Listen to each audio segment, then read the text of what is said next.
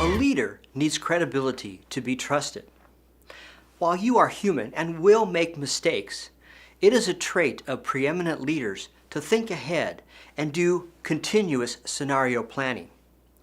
One way to accomplish this is to stay self-aware and look for ways that you undermine your credibility.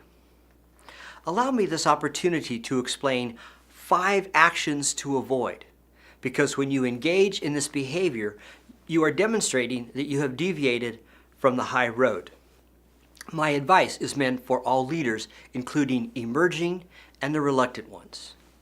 Mistake number 1, pointing the finger of blame. The moment you look for a person to blame, you set in motion a self-fulfilling process where blame generates more blame, and that sparks even more finger pointing. Don't you like my finger? As soon as you notice that something has gone awry or the goal is not being met, get everyone focused on how to fix the problem immediately.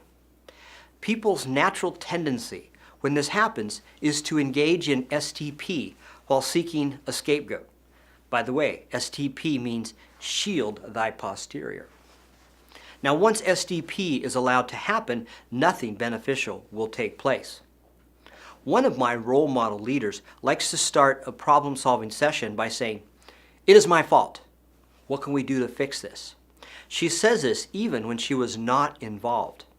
For those around her, this action releases tension and ends the worry that the finger of blame will be pointed at you.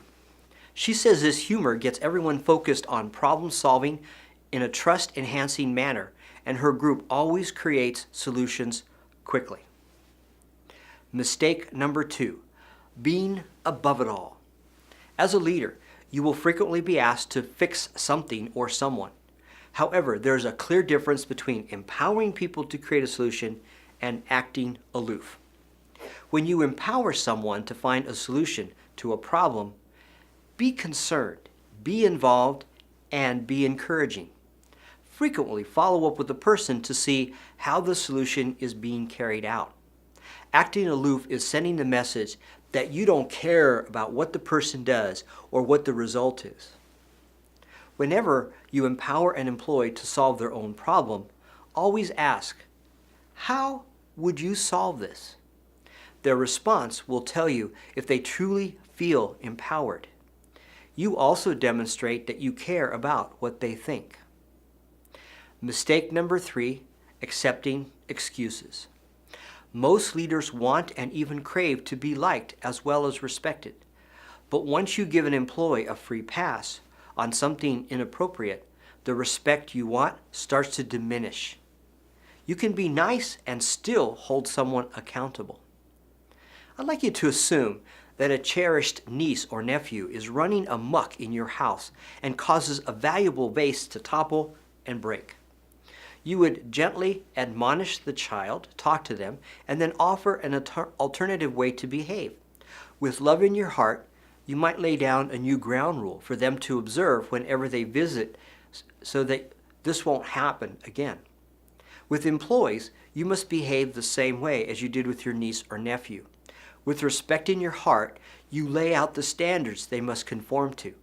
Then you hold them accountable to the standards, and let them know when they fail to meet those standards.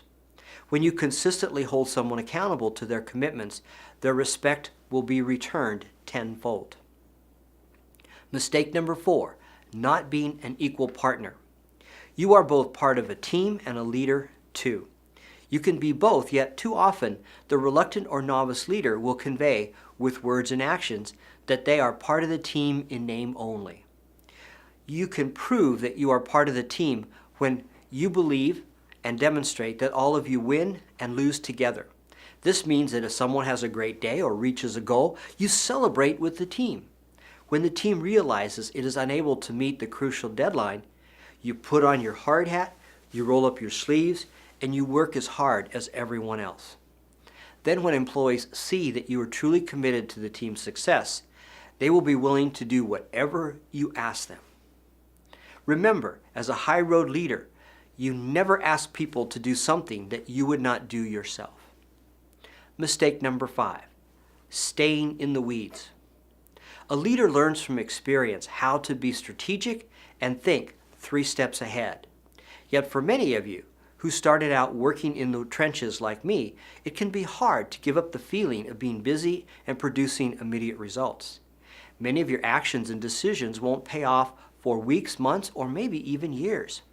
Of course, you spend much of your day planning, discussing, and negotiating in endless meetings. So it's natural to attempt to micromanage events, tasks, or people as a way to release stress from meetings ad nauseum. Empower each of your employees to remind you when you get overly focused on the details, and encourage them to say something like this to you: cease and desist. You can use this as a reminder that you are managing and not leading. Empowered employees need to feel that you trust them. However, once you try to do their job for them, micromanage them, you have undermined them. It is not easy being a leader. In fact, to me, it's the world's second most difficult job. You must earn people's loyalty and trust quickly and continuously.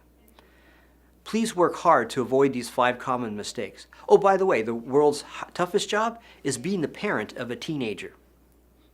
Please feel free to share this information with your colleagues, and I encourage you to send me your questions about critical topics of leadership and mentoring.